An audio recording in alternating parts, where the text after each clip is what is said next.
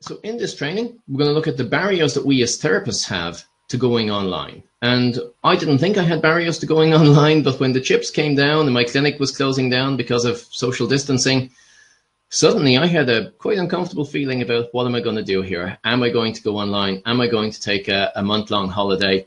Part of me would have been really happy to take a month-long holiday. My bank manager wouldn't have been too happy about that in terms of paying the mortgage, etc. But I wasn't as comfortable with it as I would have liked to have been. So I was able to do it though, because I'd done a little bit before. It meant that the barrier wasn't as big. As part of some training I'd done in the past, I'd had to do a few sessions here and there. But 99% of all my therapy has been delivered face-to-face. I am not an online therapist by any means until the end of March. So I'm going to share with you all the practical stuff that I wish somebody could have shared with me on day one. And it's not just the technical stuff, but little tips that make a big difference in terms of my comfort delivering therapy to people and making it easier for them to engage. We're going to look then at how do we bring clients online and what's the thing that we need to do differently to reach new clients online. This is really the holy grail of this. If we can find what it is that lets people choose us online, then not just during this difficult time, but into the future, we have an extra way to help people. There are people all over the world who could avail of my help and your help. If you're willing and able to offer a service online to them and comfortable doing that, we can get to help a lot more people. So most of us right now, it seems, are somewhere in the region of feeling that we can't help people right now, stressed about money, big time. So many therapists I speak to are really stressed about that. Uncertain about how to do online therapy. I'm putting my hand up. I was in that boat big time 6-7 weeks ago. Afraid it won't work. That was my big initial fear before I did any online therapy. I was just terrified if I don't see the whole person, if I'm not communicating in that one-to-one way, will this work? Thankfully, it does. Struggling to find clients for online therapy, that was a sharp learning curve. And a lot of us were assuming that people don't want it or can't afford it, which are the wrong conclusions. In all the stuff we've talked about with other therapists in the last month, almost nobody from the client side is talking about money. They're not saying it's too expensive. They're not saying they can't afford it. They're not saying they don't want it. They just don't really understand the option. They don't have faith in it. They don't know how it works. And that's what we're not talking about. We're all offering special deals, 3 for 2, get a discount, all the rest of it. But that isn't what people are actually looking for. We want to get to grips with the big stuff in this. And that is that these are our concerns. The worry about money, the worry about will it work. We have more worry about this than most of the clients. We need to be talking about the client's concerns. We need to stop worrying about what we're worrying about. We need to start thinking about what's concerning them, what's going to make it easier for them to actually just reach out and get the help that they need. We're here to make a difference. People want that difference. We have to take down those barriers in between. And most of us are talking about the wrong stuff. And I'm going to spell out what that is and how to get around it as we do this. And an awful lot of us, we're just not online yet. So let's get that sorted. This is a big barrier that keeps coming up. I don't want to be seen to be taking advantage of COVID-19. And I have to say, I was falling into this trap a bit too. But I know a lot of therapists who are saying, oh, I don't want to put out a message at the moment, because what if people think that I'm trying to capitalize on all this misery of the coronavirus? Well, yeah, we can worry about what other people think, or we can actually get out there and help people. And I said it jokingly to a stop smoking therapist about 2 weeks ago. And she was saying, oh, I really don't want to be seen to be putting a message out. What if people think that I'm just here to try and make money out of people during coronavirus? And I said to her, and I was half joking, I wasn't really thinking, I was just making a flippant comment mostly. Okay, fine, you can just let people smoke themselves to death and nobody will criticize you because you won't be seen. And she just looked at me, and I won't use the language that she used when she replied to that. But you know what? On some level, that is kind of a basic choice that we have. Are we going to get out there and make a difference, or are we not? If we're terrified of what everyone's going to say, or will we be seen to be trying to make money out of helping people, or if we're just worrying about what will people think, that's not really going to help anyone. We have to get past the what will the neighbors think attitude if we want to get out there. And where I was falling into this is the usual. If you've been on trainings with me before, you know I'll give my absolute heart and soul best content for at least an hour, really helping you guys. And I'll tell you about some offer I have, some services or training that might help you. And if you want it, great. And if you don't, that's fine. And then I'll take all the Q&A. And at the end, I always pick one lucky person who's still with me at the end for something special. And I'm going to do that tonight. So I had initially thought I won't offer anything. I'll just do this as a giving back to the community COVID-19 thing. And then I realized I was buying into my own nonsense about what people were saying, about worried about being seen to be out there doing something useful in COVID-19. So you know what? You're going to get the exact same, hopefully amazing training that will really help you for an hour. And I'll offer you something. You're going to get the same training whether I did that part or not. So I caught myself in my own loop on that. And I want to change that. And for one lucky person who's still here about midway through the Q&A, I'm going to pick one of the people from the list that's still here. And it'll be somebody who's commented at some point during the session. So say hi even, that's enough, you'll be in. And that person will get a one-to-one full hour with me over Skype on any aspect of your therapy business. So that's going to be there for somebody. But I want you to look out for this, you know, am I holding back because I'm worried what will people think? It is much bigger than we like to admit. This has come up a lot coaching and training therapists in the last 6 weeks. So in spite of the change, I went online 100% in April this year. I saw more clients online than I ever have in any previous April in person.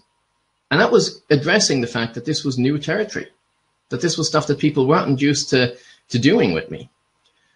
And when it came to the money side, more people said that they were saving money than worrying about money. People have nothing to do with their money for the largest part. They're not going out for meals. They're not going to the cinema.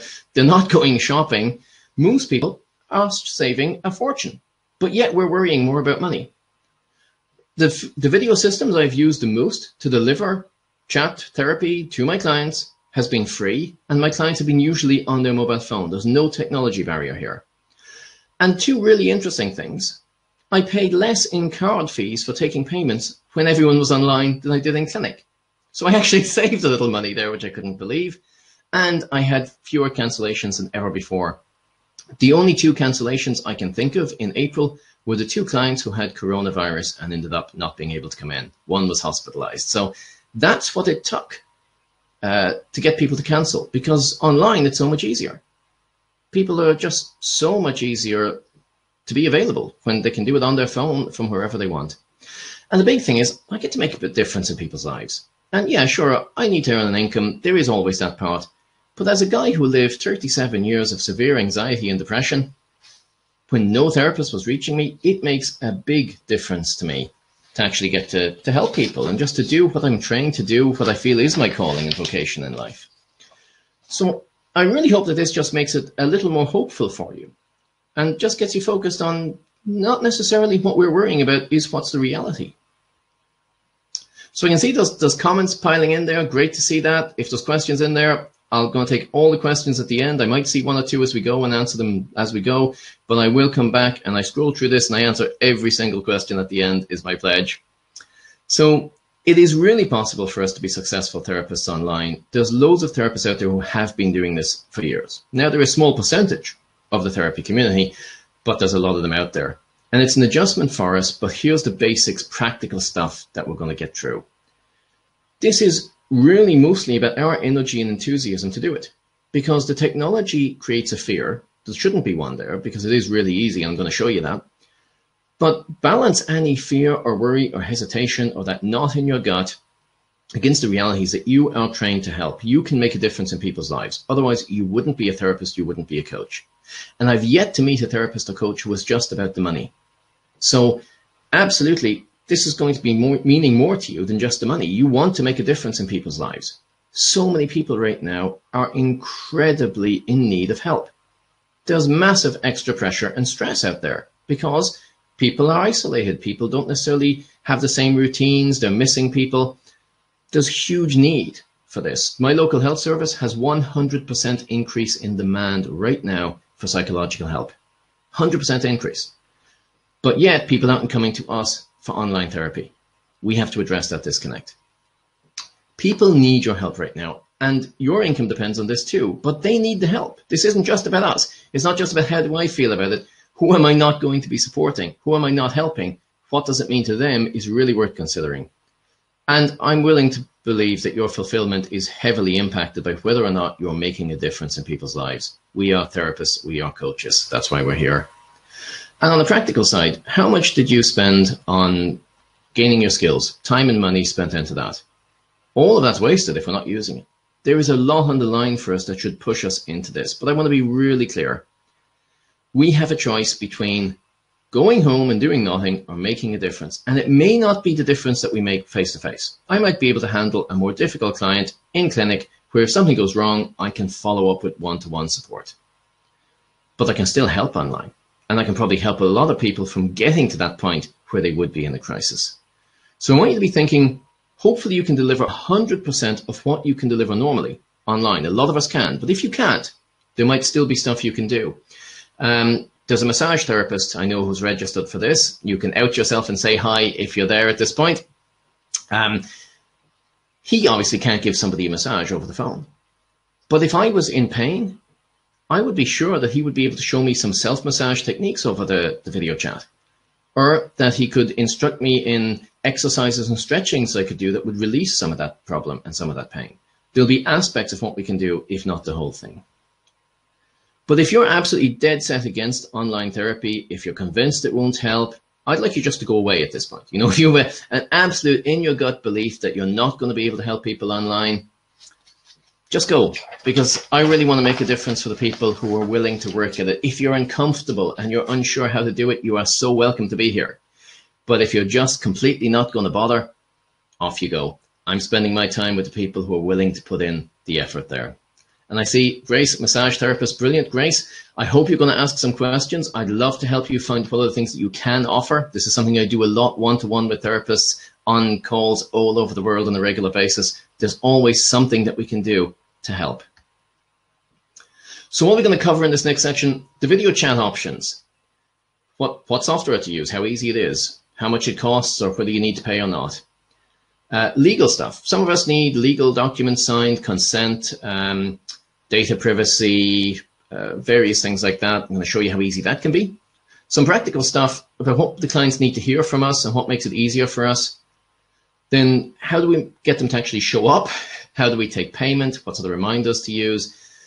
And then we're going to move into that big stuff of what is it that's holding people back and the golden rule to overcome those barriers and find new clients.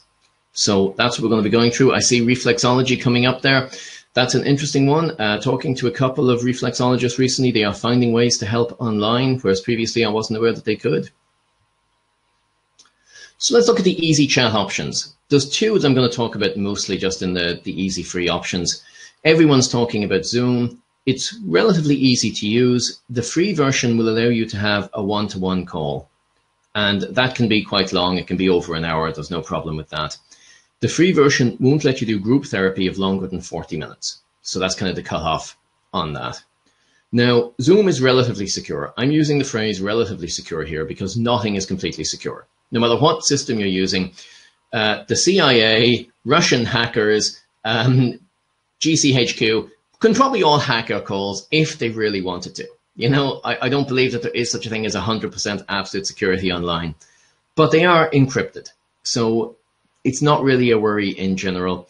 If you're in America or you're in a place which has a rule such as HIPAA, which is the legislation requiring a certain level of security compliance, then yeah, there are some options that you'll need to use that will allow that. But interestingly, Skype and Zoom can both in their professional versions be HIPAA approved. And I'll talk about that a little bit in a minute. But if you're not subject to very specific legislation, Skype is encrypted end to end. Zoom is encrypted quite well. They're both good options. And I've actually been using Skype primarily because it's been the most reliable in terms of quality of call, would you believe? Now, with Zoom, you set up a meeting and you send your client a link. So they just have to click that link and they're brought to your meeting at the appropriate time. They have a password to sign in. And after that, it's just like a video call. It's really simple.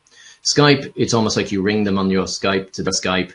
The difference there is, excuse me, on Zoom, you don't have to keep their name and number in Zoom. There's no data held. On Skype, I have to delete your data if you've had a chat with me on Skype. Otherwise, you're sitting in my Skype contacts. And that's the only issue. Could be an issue for general data protection regulation in the European Union. I imagine other places have something similar to that. But the key point is both allow screen sharing. So if you're a sort of therapist who uses diagrams or forms or like CBT paperwork, you can share that sort of thing with them. We're going to talk a bit more about other easy options for that. But right off the bat, by spending no money, you can make a video call in a few minutes' time just by downloading Zoom or Skype and setting it up to somebody, and you can deliver therapy to them. It is that simple. And my clients have found Skype very, very easy to go with this. So I've got some elderly clients who are totally not tech savvy, some very rural clients who are really not tech savvy, and they all worry about downloading Skype, but they've all managed quite easily, and they're all saying, yeah, that was quite easy. So when it comes to paying for an option, if you need to be HIPAA approved, Zoom, it's about $15 a month. I think somebody said they pay £14 UK there. I pay €14 or something for my professional Zoom. Skype, professional Skype has been folded into Microsoft Teams. So for $20 a month on that, you can get a compliance version, which can be made to meet HIPAA requirements. So even if you have this incredibly high level of data requirements, so safety, security requirements, $20 a month can sort that. So, I like to think about it this way. If you were renting a room for a session for a couple of hours, you'd probably pay more than you would for a month of the professional Skype. The same with Zoom. TheraLink is a specific therapy to client system, and it's $45 a month. I hear nice things about that. So I haven't used it myself, but $45 a month, still not a big investment, and this is quite easy to make HIPAA compliant. And VC, another HIPAA compliant therapy delivery system, I've really enjoyed using VC in the past. I've had problems with it since half the world is suddenly going online. I don't think they had the infrastructure quite for that. So I see there's a few questions coming in there. I'm just going to answer a couple if I can here. So somebody's saying there that Zoom is only 40 minutes. Zoom is only 40 minutes for groups. If you have a bunch of people on there, you'll be limited to 40 minutes if you're using the free version. But you can make one-to-one calls which are longer. If you pay the $15 a month, then you can have long sessions with multiple people. I think you can have 100 or 500 people for many hours with the $15 a month version. So is Skype not secure? Skype used to be secure, but it's actually encrypted end-to-end quite a high level these days. So it's as secure as most of them at this point. And if you're delivering therapy into the US, do you need to be HIPAA approved? No, I don't believe so. The HIPAA refers to requirements for certain registered types of therapists. How you advertise yourself in the US will be the bigger issue for you, that you're not claiming a title or something that should be HIPAA regulated, because you might need a license to do that type of therapy in the place where they're going. Okay, so as you can see here, even if you had to go for a professional version of something, the most expensive here is still under $50 a month. There's no barrier when it comes to the expense, and they are all quite easy to use. Download them a day or two before you have a client, make a call to a friend. Several of my friends were tormented in the early days of this when I was making calls to them just to test the systems. So I'm seeing people asking what's the best option for therapy into the US. It depends on what you're looking for. I find Skype to be the simplest for your clients to get on board with. If they're concerned about security, then maybe TerraLink or VC or the Skype for Business. It's really down to what it'll do for you. Mary asking, do I recommend paying for Zoom over free Zoom? No. If you're doing one-to-one therapy, no, I don't. Okay, so following on, if we can make a call, assuming we can put Skype on our phone or an equivalent and just dial the other person and get them on the other end of the phone, the next question an awful lot of people have is, okay, I need a contract, or I need a data consent to hold their file, or I have other paperwork requirements. So how do we do this? There's a few really easy ones. Email them the file, ask them to print it and send it back, or attach a digital signature. So that's the simple option that most of my people have been happy with. The odd person who doesn't have a printer these days, I can just physically put the contract and the data protection file into an envelope, put an extra envelope in it with my name and address and a stamp already on it, and just post it out to them. And it's back in a couple of days. Sometimes the old ways are the best. Can be really simple. If you use Adobe Acrobat just to read stuff, you can get 2 free digital signatures a month on your Adobe Acrobat. I didn't know this, and it's really quite easy to do.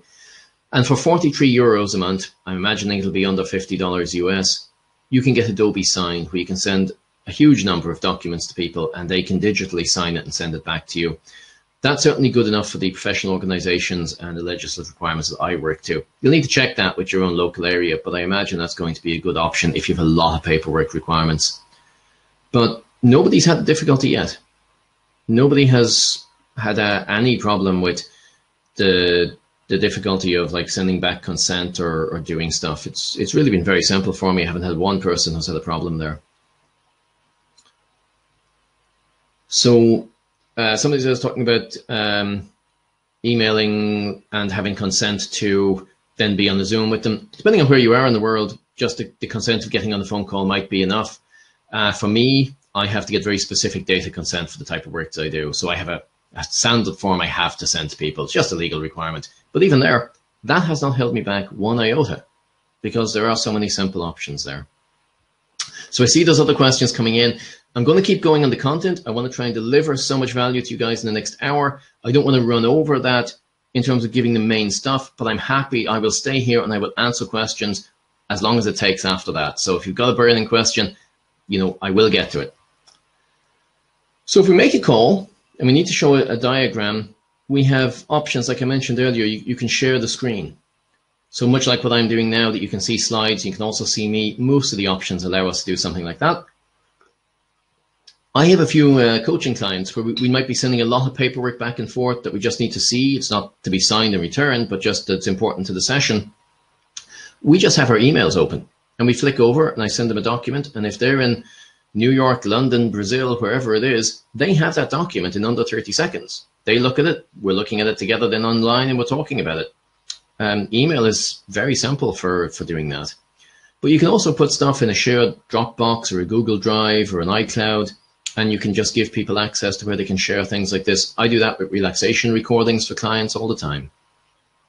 And yeah, sometimes I hold my brain up to the camera. I'm just going to grab my spare brain from the office here. It's just off camera there. So it's just an anatomical model of a brain. I tend to use this occasionally. In clinic, I have a bigger one. This is my spare brain for at home. I just hold it up to the camera. And I can point out things like, okay, the hippocampus is somewhere in there. That's prefrontal and orbitofrontal. I can get the point across. So sometimes it's really easy to get information across to people. I've held up cross-sectional formulation documents to the camera for people doing CBT, and people have been perfectly happy with that. So, okay, Rory is mentioning WhatsApp video here. Any issues with it? Basically, it's been rubbish. Anytime that I've used it, WhatsApp video has had the lowest call quality of anything that I've used. So used it a couple of times and discarded it. Also, it's not easy to use on a laptop. You need to set up something which emulates an Android processing system on your laptop and open WhatsApp within that to make a WhatsApp call from your laptop. And the reason I keep saying laptop is if I'm making calls all day long on my mobile phone, the battery will not last. So I don't consider WhatsApp a good idea. Okay. So there's loads of simple options for how we can get information back and forth as we're working live with people. So take that off our list of things to worry about. So let's look at some of the really simple practical stuff then as we go.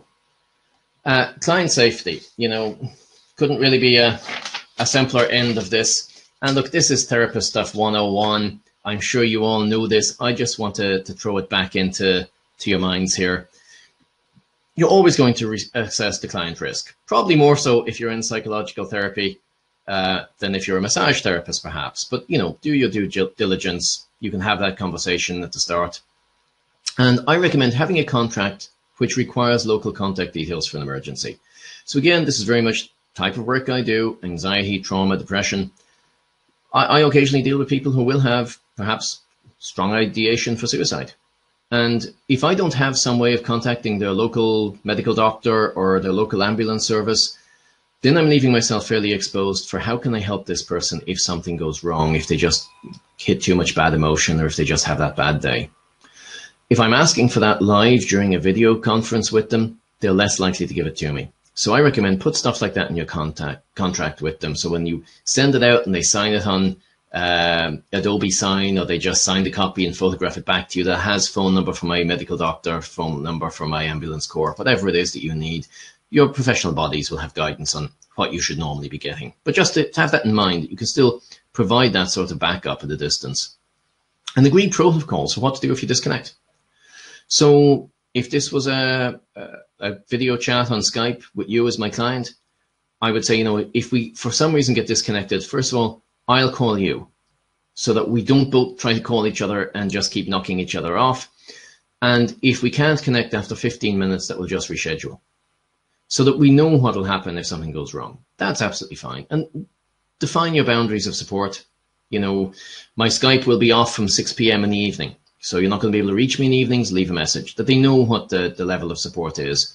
This is all very basic stuff, but I just want to have it in your mind so that you can make that plan that suits how you offer therapy and that you're getting that out to people. So things that make this much easier. And I want to be clear, if you have a mobile phone and your client has a mobile phone, you do not need a single other thing. You can deliver help with that and it can work beautifully. And by the way, looking into the research on this, the things that we have data for shows that they work almost exactly the same remotely with video as they do in person. The level of success is about the same. So we don't have an issue that way. If they have a mobile phone and you have a mobile phone, that's all you need. Now, some things make it a little easier. So a cheap microphone. So this microphone that I'm speaking to you on right now is £15 sterling on Amazon. It beats my several £100 microphone. My daughter uses my expensive microphone as a toy microphone to pretend that she's singing. So a really cheap microphone, I can find the link for that. If anyone's interested, ping me on Facebook or on LinkedIn or send me an email. I'll dig out the exact microphone if you want. It's really cheap, but it makes that a little bit easier. If my laptop warms up, it can sound like a chainsaw in the background if I'm using the microphone in my laptop. But with this microphone beside it, sound quality is perfect. So it just makes it a little easier. And switch seats every little while. I found this in my first full day. I was seeing 6 clients and I was sitting in this chair. It's a very nice chair, but I was sitting in it all day long. I'll tell you what, in the Q&A, I'll try and throw in the link to that microphone. I can see there's people asking there. So we'll try and get that there. And actually, yeah, look, tomorrow I'll be emailing you out, hopefully, the link to the recording so you can go back on this other stuff, or if there isn't a recording, I'll let you know that. I'll throw it in there. And by the way, if you've only signed up for the webinar and you don't want other information from me, you won't hear anything more from me after that one email tomorrow. If you want to know more stuff, you need to give us data consent. You can do that on our website. But switch chairs is the key point. My shoulder was pretty sore by about the 4th client because I was in the one position. If I'm in clinic with you, it's much easier. Excuse me. I get up more, we move between the desk, we might do some stuff in a couple of recliner chairs. It's just more comfortable, I'm moving more. That isn't happening as much when I'm here. I'm in the one chair, the one position, looking at the one screen and the one camera for 6 sessions. That was a really uncomfortable day. My solution to this is I have a really cheap folding chair over there and I swap it out. Every 2 sessions, I switch chair. My day goes much easier. So really, I recommend if you're seeing a number of clients back to back, think about the chair and just switch it. A change is more important than a better chair, in my opinion. So headphones. If you want to listen to it in headphones, so you're not distracted by other stuff, I highly recommend that. I have really good headphones. I mean, I've a pair of Sol Republics here, which are pretty epic. I have noise cancelling ones because I do studio work. But right now, I am wearing these little cheap ones that came free with an old mobile phone because they're weightless. If I'm wearing any of my good headphones, I cannot do 3 or 4 sessions in a row without it putting too much pressure on my head and I'm getting uncomfortable. So, getting up, moving in between sessions, swapping your chair and using stuff that's more comfortable, really important. And these are not earbuds. They are wired because I will never put myself at the mercy of a battery when I'm helping people online. So everything is plugged in, wired, so that there's no chance of a battery running out anywhere along the way. I recommend too, if I'm working with a client, I'm right-handed, my paperwork for the client will be to my right-hand side, my glass will be to the other side.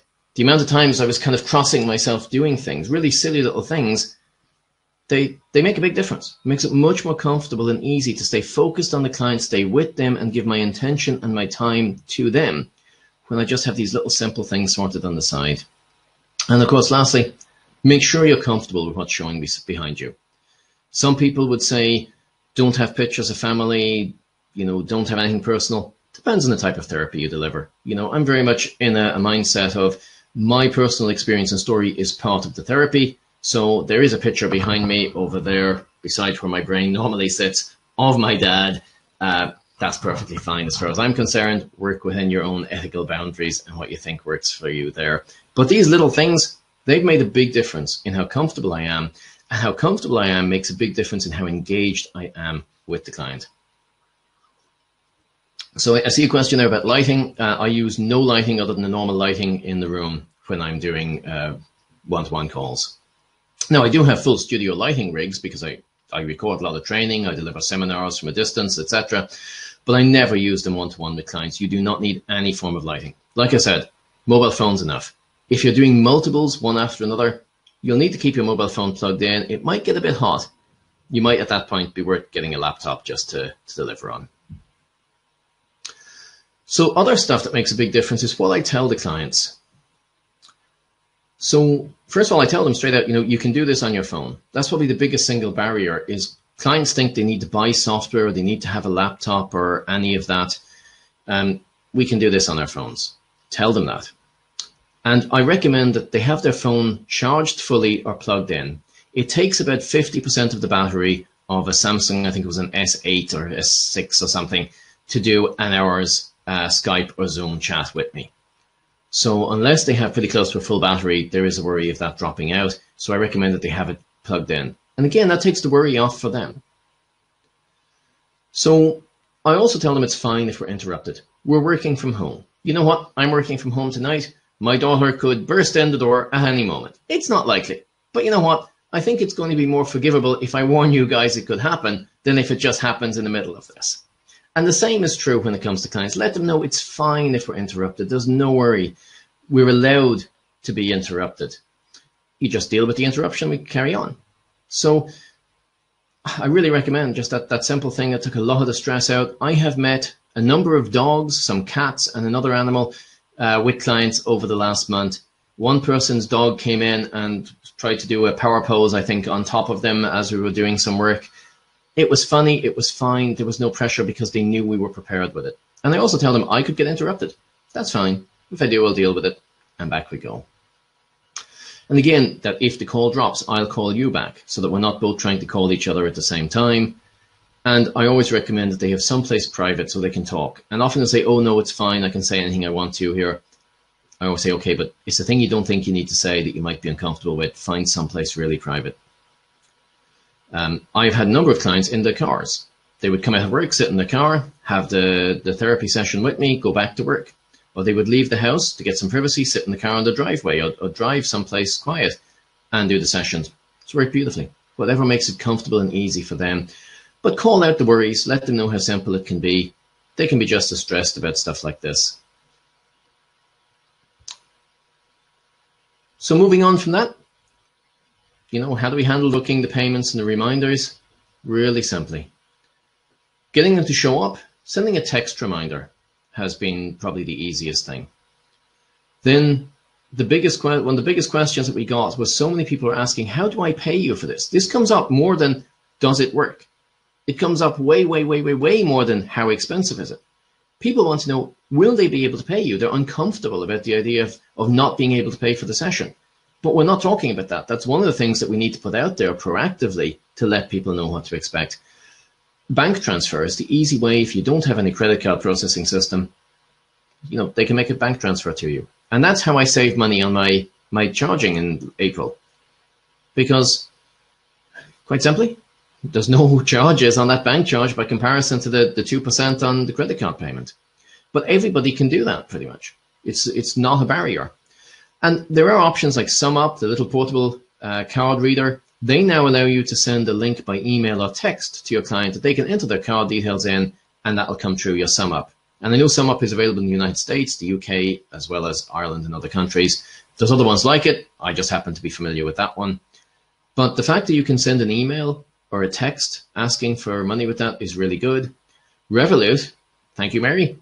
Revolut is a really excellent way. I've just started using Revolut because one of my clients asked if they could use that. It's like an online bank account, but it's kind of app-based, instantly can send the money.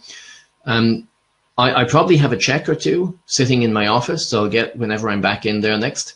But that's not the most reliable way, in my opinion. Still an option. And if you're doing a lot of online business, Stripe can be put on your website. You can set up Stripe payments. You probably need an IT person to set it up for you once, but then you can just have that work like a credit card payment portal. No monthly charges on these things, the SumUp or the Stripe. You just pay your percentage on them. The traditional card payment systems, all that jumping through hoops to get an e-merchant account and paying huge fees from banks, it is utterly, utterly pointless. So, you know, completely don't even go down the route of traditional card payments is my advice. We're saving over $1,000 a year by having switched to Stripe from using traditional card payments, and it is effortless by comparison. So there are easy options, you know, that bank transfer, posting it in, Revolut, SumUp, Stripe, if probably a little more complex if you need someone to set up for you, but you only have to get it done once. It takes a lot of the pressure off, not just us, but this is one of the top questions that clients had. And yeah, I see somebody mentioning PayPal. Yeah, PayPal is an option. It's really expensive. You get about twice the charge for PayPal when you're making sales on it as in any of the other card processing things. But again, you know, if that's what you've got, it's better to get paid than not get paid. So we want to start thinking about what is it that's actually getting clients to hold back and what we want to do about that. And I've kind of broken this section into two pieces.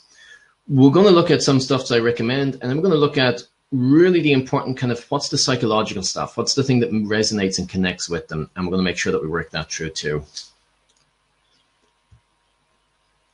So the big problem.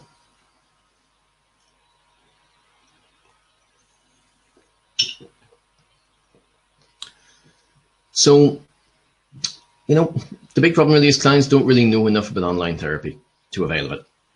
That's coming down reliably from the therapists I work with, my preferred and elite coaching clients. They're sharing their data with me on a regular basis. And what we're finding is people are just uncomfortable because they don't understand it. They don't understand it really is available in many cases. They don't know that we're offering it for the largest part, and they don't know how it might work. And that's not just will it work, will it not work, will I feel better, will I not feel better? It's like, what do I need to do it? How will I pay you? It's all the stuff that we've been talking about. And we tend to hold back from addressing those issues. The only things I've seen therapists talk about in general over the last 6 weeks is price and that I am online. They're saying I'm available online and I'm reducing the price, but they're not actually dealing with any of the objections around, does it work? How do I do it? What technology do I need? Will I be able to pay you? How will we handle paperwork? All of that stuff is not being addressed. All that we're talking about is the price and that we are online. This tends to be why we're having such a problem getting clients. And I'm going to say that I wasn't good at getting clients online initially. It took me about 2 to 3 weeks before I got my head around what we needed to do differently. So we need to stop holding back and just addressing those two issues. And we really need to stop making this be about money, because it isn't. I have seen so many people talk about, I should be charging less because it's online. Why? When I look at the data, for any of the therapies that we have data on, it works pretty much the same online or in person. So in terms of what they're getting for it, it's the same. But more importantly, perhaps, is therapist costs have in many cases effectively gone up because of this. I'm still paying for my clinic. Lots of people are still paying out for different things day to day relating to their business. You know, if you have any sort of website costs, if you have insurance costs, etc., you're probably paying the full price or close to at the moment. So you have all these costs on top of then doing your therapy as well. If you're providing the same service, you should be charging the same fee, is my estimation. And if it's something where you're not providing the same service, you've got to look at, is your time still worth what your time is worth? Is the value you deliver enough to charge what you're already charging? Because usually we're not really just charging for the time. We're charging for the experience and the time and effort and money that we put into gaining our skills. As that thing says, if I can do a job in 30 minutes, you don't pay me for the 30 minutes. You pay me for the 10 years it took me to get that good to do a job in 30 minutes. That mindset, I think, is something that we need to bring in a little bit here. So when we're doing this, don't make it about money. You know, nobody is going to come for online therapy that they don't understand, don't know if it'll work, and are afraid to do because it's half the price. We need to address the actual concerns. If the client has a problem with money, they will tell you. And I do have clients at the moment who aren't paying me right now. And that's fine. You know, I made an agreement with them that they can just go and pay me when they're back at full-time work. But that's like 1% of my clients, maybe. If a client has a problem with money, they'll raise it with you. Then you can do whatever you want. You can be free. You can give them a reduction, etc. But if you just are offering a low price, you will be taken advantage of because everyone will take advantage of the low price. Charge what you're charging. Wait for the client to raise the money issue. As I said, more people have told me they're saving a fortune because they're not going anywhere. They're not spending it on holidays. They're not spending it on nights out. It's really not about money. But we're about money. Way too much of the time. The therapist who likes to say, it's not about money, I want to help, I want to give, they're the ones who are thinking about money. They're the ones who are trying to discount and make packages and work out what's the price I need to charge or how will I get people in by giving a bundle. It's not about that. It's about letting them know that you can still help. So with that, we also need to change how we talk about our therapy. We spend way too much time talking about the type.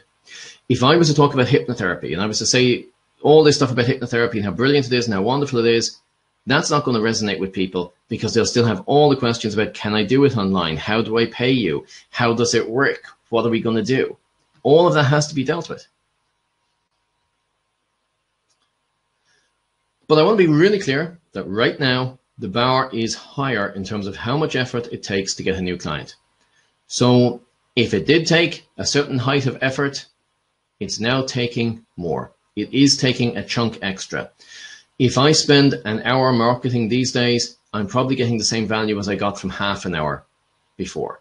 Now, that doesn't mean I need to do a huge amount because an hour's marketing was a lot.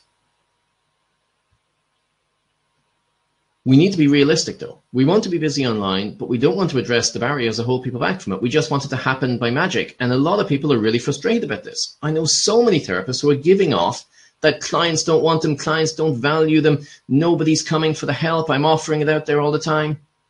And it really is frustrating because people are offering what they think they need to be saying. And they're talking about price, they're talking about the type of therapy, they're not addressing the actual barriers. And this is what we have to absolutely be clear on. What are the barriers and how do we address them? So I hope nobody's being offended by this. I know this can be a bit of a slap in the face for some people. I know it can be uncomfortable to hear, but look, we're here to help others. If a little discomfort is sitting around any of this, I would hope that we would welcome that bad feeling as an indication of where we can make change and how we can make things better. I'm sorry if it is uncomfortable to hear some of this stuff, but this is what we need to do. So this is really where we hit the 98% problem. 98% of the time we're talking about money and the type of help we're offering. We are not talking about any of the stuff that makes it easier for people to engage with us and to understand what it is that we're doing. Here's the big thing that we need to do right now more than ever before. It's create a massive connection with your client. It's not talking about their therapy type or any of that. It's the massive connection with the client. They are not interested in the type of therapy as much as they're interested in, can we do this together online? They are not interested in your qualifications as much as, can you still help me online? They are not interested in, are we the best at what we do, anywhere near as much as, how do I do this? Is it easy? Can I practically do this? So it's connection. This is what we need to be focused on. How can we connect with the client more easily? So some of that is what we were talking about already, the inoculating what we think of as those prime objections. Will it work online? Tell them how it works. Yeah, you get on your phone, I get on my phone, prop it up, put a book behind it so you don't have to keep holding it. Really simple stuff. You know, you just need your phone, you can download Zoom or Skype. Really simple. And it's free for you. You don't have to buy any software. And yeah, look, if there's any paperwork we need, I'll just email it to you. You can sign it and post it back, or we can find other ways. That's really easy. Like, deal with the simple stuff. Let them know this stuff. Even in post, proactively put it out there. When I was doing research for this, I asked a bunch of therapists and coaches, what are the questions people are actually asking? Not what we're worrying about, what are they asking?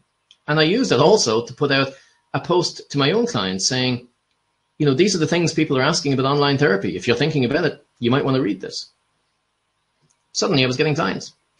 You can find that post on my John Prendergast Therapy page on Facebook if you want to have a look at it. So what we really need to avoid is the flip side of this. So many people are doing this. Now available for online sessions during this difficult time. Online therapist. I'm now working online, serving my clients online in these COVID-19 times. I have seen posts that really amounted to just one sentence of people saying this.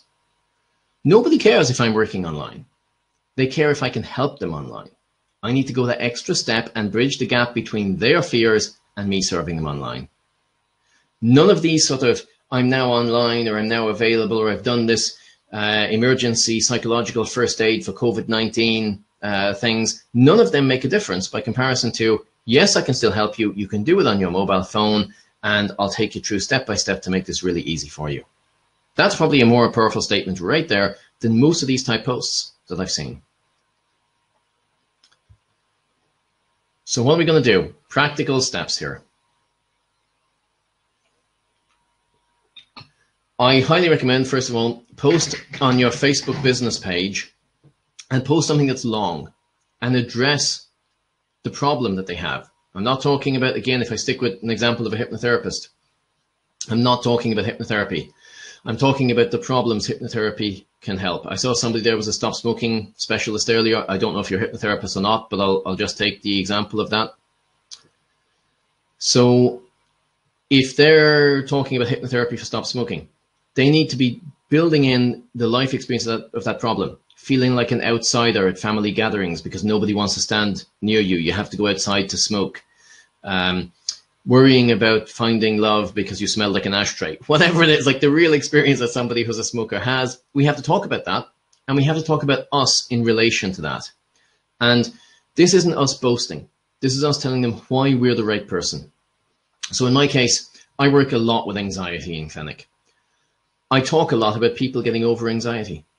You know, I have a personal experience of decades of anxieties I can draw upon, but even if I didn't, I could say, you know, I've seen so many people who they don't realize they have anxiety. They just worry all the time. They're stressed. They can't sleep at night because their mind is racing. They find that they need to go to the bathroom whenever they go into a crowded space. When I talk about all this stuff and I put it in the context of, I deal with this on a regular basis, my qualifications are about this stuff. Once I match those two things together and bring a little bit of me into that, it is way more powerful. It builds a big connection. Another thing which can be very powerful is if you do have a personal experience of overcoming any form of adversity. And let's face it, all of us have overcome something. If you're comfortable to talk about it, that creates a lot more magnetic rapport very quickly. You know, if we met at the conference and we were having a coffee, you don't expect somebody to start talking about their life with anxiety. It's kind of a personal thing, doesn't come up in the first few minutes of conversation. But if I insert something like that fairly early into a post, it makes a bigger connection. And it doesn't have to be something as big as getting over anxiety. It could be any aspect of life where you just found you were able to conquer a challenge in some practical way and to relate that. You know, we've all had challenges. I remember when. So it just makes that bit more personal connection. And then you talk about their life experience, their problems as they see it. And then you mention, you know, we can actually help with this online. All you need is your mobile phone. It's very easy. We can handle all of the aspects simply. That we just put it together in this way, that we don't start talking about just the type of therapy I do or the fact that I'm online. We relate things into, connect with me, see what I'm about, understand me, understand that I am here to help, understand a little bit about why I do this maybe, understand about your life experience matching up with what I do. The job is mostly done at that point. Reassure them then about the online process, and that's where I started getting clients. And the reason I'm saying here, do this on your Facebook business page, is because 100% of my new clients in April came from my Facebook business page. And no, you don't need a following on there. For $25 US posted once a week, that's what brings me in my new clients on Facebook. But I have about 3,000 people following that page. That's it. Most of them don't see it because Facebook doesn't do much for you for free. I have 22,000 followers on LinkedIn, and I will never get a client from LinkedIn by comparison. It's just not the right format for reaching the person in the street. It's brilliant for business to business. I have 13,000 Twitter followers. Again, I'll never get a client from Twitter by comparison. It's just that we have the space to do this, and the way people interact with Facebook is better. Instagram is coming up, still doesn't get a look in. It's getting there, but it's not there yet. So my really top tip is the things that we're talking about doing differently, do them in the place that works best. And for most of us, that's going to be Facebook. If you're a business coach, if you're a business-to-business offering, do the same thing on LinkedIn. It works beautifully there. But like me, if you're looking for the average person in the street, LinkedIn isn't the place to be. So I see there's lots of questions coming in. I'm going to keep going, and I will get to those questions. I just want to get through the teaching content and get that out to you as solidly as I can here in our time. And I will stay on. I will answer every single question. So second thing, just make sure that you're up to date on things, so that your website on the front, that, like you mentioned on your banner right at the top, that we're looking at, that you're available for online therapy. On your professional body listings, list that you're available for online therapy. Any listings that you have that you're available for online therapy. A lot of people find me through my website. If I didn't say something about being available for online therapy at the moment, most people would assume I'm closed. The same is true when it comes to your YouTube channel, if you have a big following, but again, YouTube isn't really good for getting clients. Your Instagram, your LinkedIn, any place that you're listed, professional body sites, other therapy groups that you're listed on, make sure that saying on the banner, the first thing people see, also available for online therapy. So that way you're getting value from what you already have out there, that presence that you have. Because the easiest client for you to get is the client you already had. The person who stopped or is thinking of stopping because you're not available person to person, they're the most likely to come online with you. But when you reach out to them, do it by phone. Telephone them and have a chat with them. If you send someone a text or an email asking them to go online with you, that's going to have a very low result. People need to hear your voice. They need to connect with you. They need to know that you're genuinely there to help them. Then they're way more likely to go online. 80% of my clients stayed online with me in April from March. And most of those I telephoned because I wasn't getting results with texts and emails. I don't know why I was trying to do it that way. Maybe I was just being lazy. So reach out to them in person. They're your easiest, but your second easiest are the people who already know a little about you. They've been aware of you on Facebook, or they've seen your website. So if there's people going to those places, make sure it's obvious on those places that you are available online. Next thing that we want to do, make it clear that you have space available soon. Okay, I see Lynn saying that the video has stopped. So I'm just going to check. I'm just checking if the video is okay. You might just comment there. I don't know whether that's, oh, there. Okay, anyone else? Video okay, audio video fine, all okay here, yeah. I'm sorry, I expect some people will just have local connection issues. This comes up every single time, but usually people are okay. So most people are okay, so I'm going to assume that this is working okay. Hopefully it'll catch up. There could be a little jump for people. So thanks a million, guys. So, as I was saying, tell them that you have some space available soon. Try and make sure they know they don't have to sit on the waiting list. Most therapists just, well, I would say most clients just think the therapists are really busy. Even those of us who are struggling all the time to see, do we have space available, or can we find a client to fill any of that space? What tends to happen is people assume we're full. So say I have a few spaces available, or I can fit you in next week. Talk about it in terms that makes it more immediately approachable for people. It makes a big difference. And spell out things, you know, as I was saying, simply pay online by online banking, or I can send you a credit card link that you can use on your phone. I'll email you out any forms. We can make this easy. So just as we do it, we keep it simple, and we keep reassuring the client and keep giving the client the opportunities to take advantage easily, knowing it's not going to be the barrier of stress that they're imagining. Just like we're imagining it's going to be tough, they're imagining it's going to be tougher. Then be consistent. As I said, the bar is higher at the moment. It does take more effort to get an online client. Not a huge amount, but it is a bit more. But consistency wins. We can't just post one off and hope that that's going to bring our clients in. We need to post week after week after week. And I'd say a little higher budget during this because it is going to take more effort. $25 a week, $100 a month, that's one client session for me. I'm not risking much there, but that's a huge budget compared to what I normally spend. But there's still, what are we looking at? We're looking at $3 a day, maybe $3.50. That's it. We don't have to be spending big money, but we have to be consistent. When I post one-offs, I get about 1/4 of the result as when I talk about the same issue for a consistent time. So if I post about stop smoking this week, weight loss the next week, none of which I do, by the way, anxiety, depression, and grief as 5 different things, I will see 1/4 of the return as if I talk about, let's say, grief week 1, grief week 2, grief week 3, grief week 4, grief week 5. So I talk about 5 different aspects of grief. That consistency wins. So applying that thinking into this, as the weeks go by, keep talking about it's really easy to do this online too. Even when you're back in clinic face-to-face and the restrictions are lifted and things are good, keep mentioning occasionally, I'm available for online. Because there'll be people who they feel trapped at home because they've that much anxiety, or they don't have the transport, or they just live somewhere that there isn't a therapist available. Why not keep reaching out to these people and giving them the opportunity for help? So I'm going to talk about what we need to do differently in terms of that, how we make that massive connection thing. We're going to go into that in a little bit of depth. So just before we do, I'm going to take 1 minute and just going to tell. So when we're looking at consistency and connection, we have to have that massive connection. Can you put a bit more of you into what you're offering?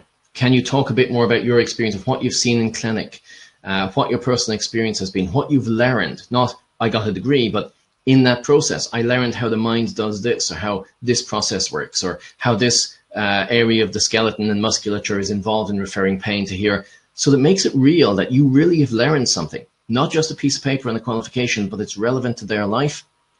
And we want to keep doing that week after week after week, and building clients and building clients and building clients till we're full. I normally run a month-long waiting list. I don't keep it going beyond that because no-shows increase. People don't like to wait longer than that. So I advertise until I get to that point, then I stop. And often I wouldn't advertise for 3 months these days because I have enough clients coming in from that would be fine. But now, where the bar is higher, we just need to be that bit more regular in our consistency. But the good news is this doesn't have to be a huge amount of time or money or effort. We need to be more personal in how we connect. That's the big thing. That's worth way more than the money you put behind it. And we need to be sure we're in plain language. We talk so much in jargon. Every therapist and coach I know, we don't even realize it's jargon because we talk and think about this all the time, and we do so many trainings and we're so into change and development and improving life that we don't realize that that isn't the language the average person in the street is thinking in. We need to get into their mindset, into their language, and get that out there. And we need to make sure that people see themselves, that they see so much what they're living. It's not, I help with anxiety. Most people with anxiety don't know what anxiety is. I was dying of anxiety. I didn't know I had anxiety. I just worried a lot. I was lazy. I was stupid. I couldn't concentrate. I couldn't sleep very well. My mind kept racing. I went back over things. I overanalyzed life. I need to see that to get help. And nobody showed me that. You know, for decades, people talked about anxiety and stress and depression and all these things I never thought I had because I was just lazy and stupid and worried all the time and held back and didn't enjoy social situations and was an introvert and all these other things we tell ourselves. We have to put that life experience, whether that's physical pain, whether it's a difficulty in your business, whether it's any aspect of psychology, any aspect of well-being, we need to make it real. We absolutely have to make it real or people will not act. Some ways that we can make this more personal. Can you give personal examples from your own life? You know, I used to have a pain in my shoulder and I went to the physical therapist and they fixed it. I'll be amazed if any physical therapist hasn't at some point had an improvement from an injury through physical therapy. Are you willing to talk about that? Have you overcome something in life in your business that you can talk about if you're a business coach? Have you overcome fear or worry or stress or some other aspect that you're happy to talk about? If so, talk about it. If not, can you talk about case studies? So without giving any personal information, I could talk about my entire life experience with anxiety, much the same as anybody else who walks in my door with anxiety, because there's so much similarity. I could keep saying, so many people come in my door and what they experience is constant worry and overanalyzing and the inability to sleep. And what amazed me about this is most people don't realize that's anxiety. I'm now personalizing that. I'm talking about I'm realizing stuff within it. That makes a very different connection psychologically than just listing symptoms. So make a story, make a narrative, talk about it in a personable way. If you are having a chat with a friend of yours about what you found really surprising in clinic, that's something that you should be talking about. That's how you do it. And give them reasons to hope. You know, yeah, there's loads of research that says therapy works online. There's loads of research that shows this works. That's all good. But more powerful is if a celebrity has used it and actually gotten the benefit. Matt Damon gave up cigarettes using hypnotherapy. That's actually more powerful in convincing people than all the research in the world. It shouldn't be, but it is. So can you talk about what's in the newspapers about it? Can you talk about research about it? Can you talk about things that you've seen in terms of change? Again, with identifying people. All of this makes much more massive connection and builds hope. And that's really important.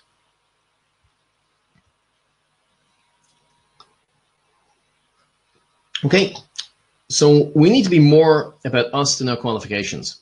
So if I'm talking about I hold this diploma and that degree and all the rest, it needs to be more about why. I did a degree in X because I wanted to learn how to help people who experience Y.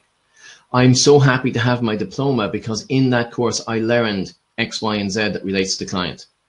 It needs to be more about what we've learned and how that relates to the client than about us and our qualifications there. It's about us more than the qualification. What did the qualification do for us if we're talking about the qualification? The same is true for the type of therapy. And I know we're all hugely excited about what we do because we love it and we see change, we know it works, and we want to share this with the world. We want to sing it from the mountaintops. But we can't just do that about the therapy type. We have to relate why that therapy type is of interest to them. We have to meet them where they are first. I'm going to give you a few quick examples here. We have to relate all of the stuff about us to their need. Nobody's interested in me until they have a reason to think I might be able to help them. That's the reality of me as a therapist. So here's a few quick examples. So many people go on about it's an amazing therapy type, it's amazing, it's new, it's wonderful, there's this new protocol, whatever it is. So I'm going to again take a hypnotherapy example. Rather than saying hypnotherapy is amazing and new and wonderful in this protocol, why is it amazing? Because I see people who couldn't sleep. Make it a real world example and then pivot to what's the thing I've seen about it. Being able to get a full night's rest. That's way more powerful than me explaining why I'm the best hypnotherapist or what qualification I have or how experienced I am in it. I've talked about a life experience and I've talked about seeing people improve it. And we're not talking about guaranteeing results here, but we're just talking about, you know, I see this stuff. This happens for people. There's no guarantees, not saying it'll happen for you, but you know what? I've seen this happen. Simple stuff like that makes a big difference. If we're all about the qualifications, how do we still talk about the qualifications without turning people off and by creating and maintaining more connection? So rather than I hold X degree and I'm a master practitioner of this, and you'll see this all the time, we tend to list all the things we've done because, yeah, we're proud of them. We should be. But that's what we want to say to the world, not what the client needs to see from us. So to say the same thing in a different way, doing a degree in psychology opened my eyes to how anxiety affects so many, and we usually just think of it as worrying too much. So just in those brackets, I've just put in, can you talk about a real world aspect, something that interests you or connects with you and your understanding of an issue that they have? And then continue mixing. And as a master practitioner of NLP, I saw just how much control over it we can have with easy to use techniques. So I'm relating the fact that if you're worrying too much, there are techniques and they're easy to use. And I'm tying that into, yeah, I've got these qualifications or trainings or experience that can make this easier. So look for this. How can you make this more of a narrative and put more of yourself in there, while always the focus really is not me, how I can help, what I've learned that means something to the client. This is how we make this connection. Last example. So for people who are listing their title, I see this a lot, like I'm a psychologist or I'm a master practitioner or whatever. I'm a psychotherapist who specializes in helping people who worry, panic, and live in fear. I'm available for help online. How simple is that? Would you know if I was in the field that would help you? Worry, panic, fear. And by the way, most people who come in and sit down in my clinic have no idea what it is that I do in terms of therapy style. They don't know if I'm a psychotherapist or a Reiki therapist or a hypnotherapist. It's not really out there. What I'm talking about is the life experience and that this is what I help and specialize in. Now, EMDR is my main modality these days. A lot of people don't know that. They sit down, they just know you help with anxiety, John. And I'm like, yes, I do. And then we get into what method. So it's not about the title, it's not about the qualification, it's not about the evidence, it's not about any of the stuff that you might think it should be. It's about, can they relate to you, can they trust you, and can they make that connection? So what do we need to be avoiding? Stop trying to be the best title. Like I've got this higher degree or this higher title. I'm not trying to push that I'm the most qualified. You might be brilliant if you are. You're not trying to be the best at your therapy. You're not trying to be the most official or the most credentialed or the most accepted by a particular organization or something. You're not about having how many certs you have. We go down that rabbit hole. You can see above me there's a bunch of certs. They go right around the place here. I didn't need to do half of them. But I was thinking, oh my God, I don't have clients. I'm starting out. What do I need to do? I'm not getting people for what I'm trained in. I must need a different thing. No, I just need to talk about what I did rather than what was the qualification. We tend to do this. And if you look at bios of therapists, they're nearly always one-upmanship. We're like, why am I the better person to go to? Without ever talking to the client about, here's what you need help with, isn't it? That's what I help with. Relate everything that's about you, your title, your qualifications, the type of therapy, how official it is or isn't, how many certs you've got, how good your training was. That has to be related into, why would I care? If I was suffering the problem you help, why would I care about any of that? Only after you've met me where I am, which is in the suffering, will I be interested in any of that stuff. And this is where we go so wrong. And this is what I mean by that 98% rule. 98% of therapists are doing all of this and thinking that they're talking about the right stuff, and wondering why they don't have clients. So instead, can you show you understand their suffering? If you can talk about what they're living, the job is mostly over at that point. Then reassure them about the online part after that. Make sure you build some hope. You're mostly there. Relate your qualifications to their suffering. So, who cares if I have a qualification in CBT? Well, if I tell them what CBT could help them with in relation to their suffering, sure. Do they care if I'm a massage therapist or a physical therapist or a chiropractor or a spinologist or something else they don't understand? No. Tell them what they're suffering first, explain that you understand that, then tell them the reason you help is because you're a chiropractor or a physical therapist or whatever it is. Show the value of your therapy to their suffering. Connect the two. Don't just be a title. Don't just be a type. And avoid the jargon. Ideally, show what you write to a friend who knows nothing about what you do and see if they understand it. We are amazing for how often we slip things in that people don't understand. And connect with them where they are now. Bear in mind, it's not about the sunshine picture and how great things can be. They will only make a link to that if we connect with them where they are at the moment. Most people, they will only be reached in the suffering. Nobody spoke to me about the life of living anxiety when it was crushing me. Loads of people were talking about how brilliant life can be and how you can have the mega yacht and the fast car and the big house and all the rest of it. That didn't apply to me because I was lazy, stupid, not good enough, unable to. So there's a lot on the line for this. We want to make sure we're focused on that. So remember, show you understand their suffering, talk about you in terms of your relevance to them and their need. Normalize online therapy. And avoid making it all about fees and money. It is not all about fees and money. So I see a couple of people saying that things froze. I'm just going to pause for a second and see, does that click back on for you guys? Okay, looks like refreshing the page. Oh dear.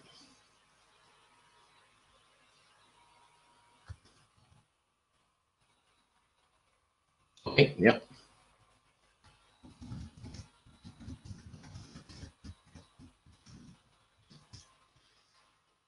Brilliant. Okay, yeah. So sorry about that. Seems to have just paused for a moment. Looks like we're all good and back. So normalizing online therapy, be aware that people have barriers. And really, I know I'm laboring the point, but the barriers, they're not money. They're not how much it's going to cost. Not how many sessions is it going to cost me. It's just that simple thing of, it's going to be easy. You can do it in your phone. We can handle things online. And be careful about the qualifications and talking about the type of therapy. You absolutely should have that in there, but it has to come after the connection with what do they suffer, what are they experiencing.